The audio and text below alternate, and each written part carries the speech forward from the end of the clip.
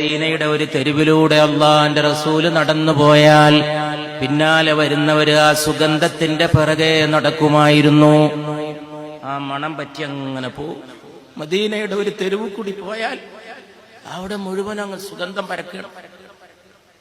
റസൂല് പോയി എന്ന് കാറ്റ് പറയും, റസൂല് പോയി എന്ന് വായു പറയും സല്ലല്ലാഹു അലൈഹി വസല്ലം. ഇതിലൂടെ പോയത്.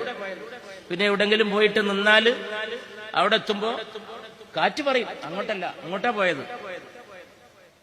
സുഗന്ധം പറയും പരിമളം പോലെ, അടിമുടി പരിമളം പോലെ. ജാബിർ ഇബ്നു സുമ്രാ റളിയല്ലാഹു അൻഹു കുട്ടിയായിരുന്ന കാലത്ത് റസൂലുള്ളാഹി ഇങ്ങനെ നടന്നു വരുമ്പോ ജാബിർ അവിടെ നിൽക്കുന്നുണ്ട്. കുട്ടിയായ ജാബിർ, റസൂൽ കവിളത്ത് തൊട്ടു ജാബിറിന്റെ.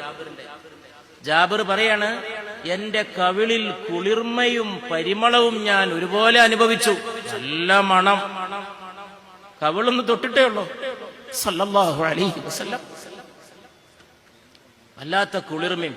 എന്നിട്ട് ജാബിർ പറയാണ്, ഒരു സുഗന്ധ സഞ്ചിയിൽ റസൂലുള്ളാന്റെ കൈ മുക്കിയ പോലെ സല്ലല്ലാഹു അലൈഹി